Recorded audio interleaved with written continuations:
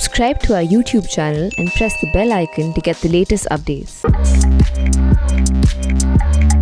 I'm with Mr. Muralidhar Rao, former National General Secretary of the BJP, a long-time member of the RSS, formerly also with the Swadeshi Jagran Manch, and now a key member of the election committee of the Greater Hyderabad municipal polls, which have just concluded, and the BJP has done really well. Muralidhar ji, welcome to The Print. Yeah, namaste. Namaste. So my first question to you is, and I'm just going to read out some figures. The polls, the Hyderabad municipal polls have concluded just over the weekend, but the results have been really, really interesting. The BJP, which had only 4 seats in 2016, has now won 48 seats in these polls. The TRS, the Telangana Rashtriya Samiti, which is a ruling party in power, they have just completed 2 years in power, fell from 99 in 2016 to 55 seats, while Asaduddin Owaisi's party, MIM, had 44 seats in 2016 and remains the same today. But the story of the Hyderabad municipal polls is the BJP's rise and rise. How do you explain what happened? No, there are multiple factors which have worked in favor of BJP. Mm-hmm. The first and foremost thing is there is a widespread anger against the TRS government, particularly in Telangana, but and particularly in Hyderabad and the entire Telangana at large. Over the COVID management in the last few months, and their handling of the problem. And also there has been recently floods in Hyderabad. So flood management was also not adequate. So people suffered a lot. So there was a widespread anger. Not only this reason, this is a very recent reason, but even in the past, in the last 5 years after municipal elections, the elements which are known, identified with land grabbing and local land mafia and corruption and other things, now completely such forces and such persons have completely aligned with TRS. So TRS has become synonymous with these kind of tendencies. So this has created a favorable ground for BJP. This is point one. And there is another dimension to Hyderabad. Here, MIM and TRS might have fought elections separately, independent of each other. Right. But people have the perception that they are aligned forces. Mm-hmm. And TRS is seen as a party in the old city where MIM is strong and they have stakes in that area. They keep candidates in order to divide Hindus and help the MIM. And MIM keep candidates or transfer the vote in the rest of the city to TRS. So this is pursued as such by the people. So in this scenario, now in the last few years and particularly in the last 1 year, the realization among the people is BJP is the only party which really committed to fight against TRS, and the Congress which has been there for a long time as an opposition. Vote for Congress. You vote for Congress means voting in favor of ultimately TRS because they are the covert people of TRS. They facilitate TRS. So ultimately, people realized the genuine opposition is BJP. So by voting BJP and by strengthening BJP, we will have a real opposition in Hyderabad. So that prompted the people to vote for BJP in a large scale. So, but I'll come to we'll come to the MIM and the Congress later. But my question to you is that even today, although the TRS has done much worse, and there has been this amazing saffron surge in Hyderabad. The TRS is saying that it has stopped the BJP's saffron surge, although the TRS has done much worse than it had in 2016, but it is still that the BJP has not been able to overcome the TRS's position in Hyderabad. No, definitely today we are in terms of total votes difference between TRS and BJP, it is just 9,000 votes. Just 9,000 votes is the difference between TRS and BJP, total votes polled. There may be difference of 7 seats in terms of seats, but the difference is only 9,000 votes. So you can understand how much they have been able to stop. And we feel in coming days, this is only a beginning. And ultimately, it is impossible for various reasons to stop BJP becoming alternative in Telangana. Now, this invincibility perception also is gone about TRS and TRS leadership to KCR, that is invincible. So that part is now has completely disappeared. So definitely in coming months, the growth of BJP will be there in a significant way, and BJP will emerge in Telangana and in other parts of the state as an alternative. So this is now completely, people have realized and understood. But why is it that the Hyderabad poll became almost like a national election? I mean, you had the BJP's most important leaders, whether it was the president, Mr. Nadda, whether it was the Home Minister, Amit Shah. Why did all these people need to come for an ordinary municipal poll? This is also again an argument that this has been there, that for municipal polls, why BJP national leadership, national president and former national president, home minister and all host of ministers coming. Definitely I agree this is not a normal practice. But if you take BJP's commitment to elections, we have always taken elections very seriously, and we have always put whatever the efforts are needed to be invested in every election. BJP is the party, if you see in the past few years, this is the party with all seriousness, it goes to elections and take very seriously every step of election. Now, second dimension for this, why we have taken this decision, now these results have proved Telangana is a very important state between South and North. It is a bridge state. Mm-hmm. So we have been talking that BJP South spread after Karnataka, definitely we are going to have. So in this context, if you see, Telangana becomes very critical, and Hyderabad is, you can say 24 assembly seats Hyderabad has got, and almost 4 to 5 parliament seats we have got in Hyderabad, and more than 1 crore population is there, 1 crore 25 lakhs population is there, and 75 lakhs voters. So, if you take the proportion of Hyderabad in Telangana state, it is a very important. So national level leadership has taken this election as a serious issue, not just as a municipal corporation election. It will be a gateway for the spread of BJP in Telangana. So the entire national leadership taking the feedback of the people. Feedback of the people was that whether BJP is interested in taking the opposition space to TRS or not, the different perceptions were spread. So in such context, national leadership has taken it seriously and demonstrated that we are fighting against TRS. That has helped the state party to, in convincing the people that definitely BJP is going to fight.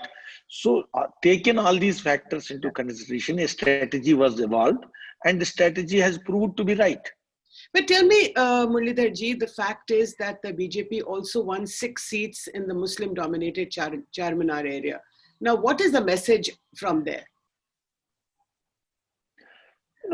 We have also, it is not first time. Of course, this time we have won more seats, but we have been winning those seats in the old city even earlier. If you see clearly in the old city, other than MIM, now their TRS is not there. It is only BJP which is there. TRS so has MIM and BJP are now facing each other off in the old city. Is that correct? Worlds, correct. It is correct. So now we always feel MIM is really, a communal party. In the context of Hyderabad, it has got a legacy, it has a history. If you see who has founded MIM and who was the president of MIM before this Owaisi family, it was Qasim Razvi who started Razakar movement and who had advised Nizam to merge Hyderabad and make Hyderabad state as a South Pakistan. But why do you want to And resurrect the ghosts of history? uh, Today's MIM is as nationalistic as you are or as I am. I mean, Mr. Asaduddin Owaisi is a I patriot don't agree. like yourself I will, and like me. not just I. Not, I would like to very clearly state MIM. I don't agree that it is as nationalistic as you, me, or BJP or Congress. I don't agree. MIM today at many places. Very recently, if you see, they have won 5 MLA seats in Bihar. Out of that, one MLA has clearly told, I will not take in the name of Hindustan oath. I will not take the name of Hindustan. So you can understand they have not discontinued the legacy so far. So, and in Hyderabad also, they raise such issues time and again. But what is the message? So What is the MIM message cannot from? be equated. Mhm. Yes, MIM cannot be. Message is very clear, Yeah. but yeah, a message is very clear that in Hyderabad, definitely, and in Telangana, in coming days, the legacy of Nizam means what Nizam stands for in Hyderabad. Nizam stands for whatever the feudalism which we had in the last 70 years, even after independence. This is because of the new, Nizam's legacy, Nizam's structural administration that has created the feudalism. But today you don't have any So feudalism. now what I would like to say, Yeah. now what I would, No, I'm saying. no, I agree. I'm saying is any kind of political contention of that legacy, BJP will fight. Mhm. Okay. BJP will fight. Right. So the question that I was asking is that what is the message from the BJP winning in the old city? Is it that the BJP is no longer an untouchable party for the Muslims? Muslims are also voting for the BJP. What is the message? No, here the problem is not between Muslims and BJP. All over the country, or in Telangana, or in Hyderabad, we don't have any problem with Muslims. Muslims are equal citizens, and Muslims will not be discriminated. And we accept always ideologically a constitutional nationalism. So the point is not that, but we will not agree, any kind of alignment with MIM and its political programs and policies. And we will continue to fight, and we will see that its domination, direct and indirect, and its influence, direct and indirect, in Telangana politics should cease to exist. So who is the chief opponent? Is it TRS? Is it MIM? Who is it? Because the Congress is now pretty much receded into the background. So who is your chief opponent? It is very clear. Our opponent is TRS. Okay. Our political adversary is clearly TRS, and what kind of objection we have apart from disagreement about its political policies and programs and its family functioning and controlling the party in a dynastic way. We have all these disagreements. Apart from all these disagreements, we have the additional point is its soft approach and its alignment towards the communal party and its politics will also make, to take TRS as a serious adversary. So MIM is not as serious a political adversary as TRS. Is that correct? In the Telangana context, MIM is not a force. Okay. But in the Hyderabad context, it is a force. Definitely in Hyderabad, our growth will become definitely a roadblock for its influence. For the influence of the MIM. MIM. So why is it that there is this increasing rhetoric that if the BJP comes to power, you will change the city's name, that Hyderabad's name will be changed to Bhavyanagar? Sometimes it is taken as noun, sometimes it's taken as adjective. Okay. Bhagyanagar, it has been historically taken because the Bhagyalakshmi temple is there, Bhagyalakshmi deity is there, and many times Bhagyanagar is, used as the word. Now, Hyderabad is seen today as a city where encroachments have taken place. Musi river has become overpolluted because of land grabbing and encroachments, and the entire governance has failed. So in that context, we will change the entire thing and we will make a quality addition to the governance. This is No, what but our promise has been. are you going to change the name of the city? BJP nowhere it has said that we will change the city of Hyderabad name. Nowhere in our manifesto we have mentioned. It is in the context of political mobilization. It is used to convince the people to make something to make them to understand. No, but can you say today to your viewers, to people who are listening to you, that BJP will not change the name of Hyderabad into Bhavyanagar or to some other name? We have not given in our even Hyderabad manifesto. We have not told that. So you're happy with the name Hyderabad. That. So you're happy with the name. You think it should remain? No. It is Hyderabad now. We have fought elections in the name of GHMC. We have fought elections in the name of Hyderabad, and we have published the manifesto for Hyderabad. So there is no issue. Issue is not that. Ultimately, in the context of MIM and in the context of Hyderabad, there has been a political message to the different constituencies. Okay. So the TRS is now celebrating 2 years of power in Telangana, Mr. Rao. How do you think you're going to counter the influence of the TRS in the state? It is 2 years only in the second term. Mm-hmm. It has been there for now 5 years and plus 2 years, 7 years rule is now they have done. In this entire 7 years, whatever they may say, they may articulate. But from our side, we have been saying that this political, party functioning, it's a monopoly of the family. Mm-hmm. And they have completely controlled party. And now they have made the government also a party affair, family affair. This is, when we have created a new Telangana state, nobody thought that it will become a family affair.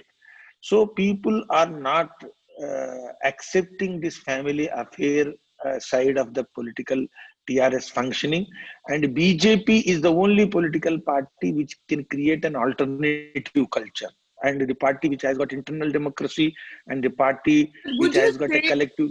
Yeah, but would you say, Muralidharji, that the BJP is also polarizing the voter in Hyderabad?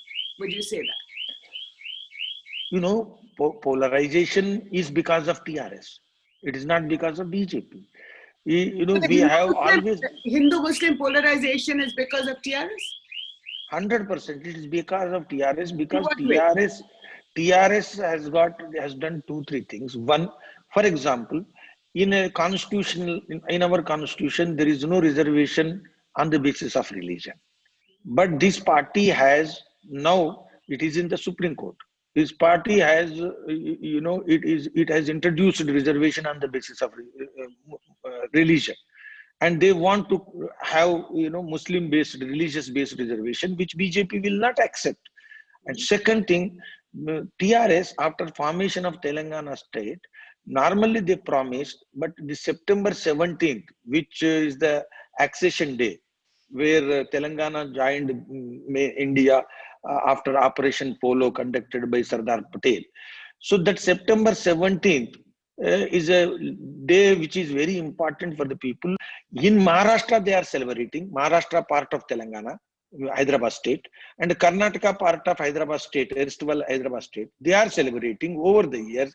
But this government has not taken a decision to celebrate. They are continuing the policy of the earlier Congress government.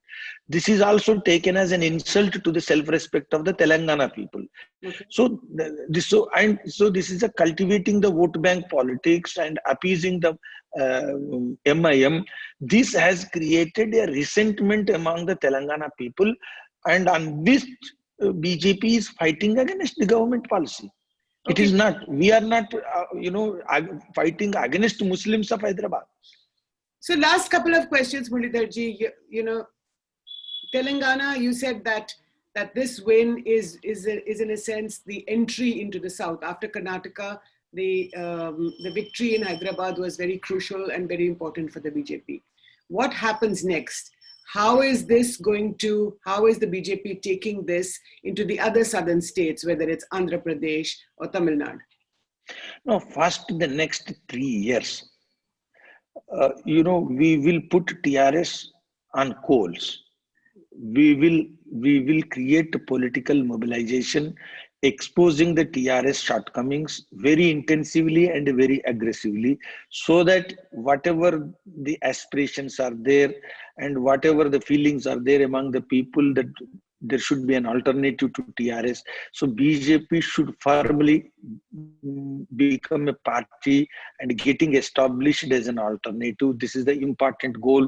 And in the next 3 years, we will have to play, and we will be playing. This is point one. Okay. And the second thing is, now the same thing in Andhra and Tamil Nadu or Kerala. South is a very important zone. Now we are yet to become firmly established party as a mainstream.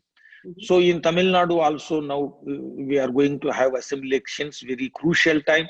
BJP will have to play its cards well. So these are the things which we are now on the table, which we have to take steps, and we will be taking. Are you hoping that Rajnikant is going to ally with the BJP? It is Rajnikant who has to tell. But what I would like to say is, in Tamil Nadu, with the declaration of Rajnikant, we have to understand Rajnikant is the only new deviation from the old style politics. Other than BJP, there is only now Rajnikant who has declared that he will form the party. So this is the party which cannot be seen as a party continuation of Dravidian politics or Periyar's ideology. But would you be interested? Would the BJP be interested in allying with Rajnikant? Ideologically, there are certain converging points. For example, in the context of nationalism and in the context of nationalist thought process and its priorities. 2, its approach towards religion and its approach towards Indian culture and Indian spiritualism is again a converging point. So there are certain converging points which we have with Rajnikant. But ultimately, when it comes to political alignment, there are 2 important issues. How he is going to approach politically in Tamil Nadu, what is his political programs and all. So we have to see, he has not yet formally launched the political party, and he has not yet formally declared his political program. And it depends on not only BJP, it depends on his approach. So it is too early to, get a comment from me. Right, Muralidharji, on this note, thank you so much for your time, for speaking to the print, and congratulations once again on the BJP's performance in the Hyderabad municipal polls. Thank you so much.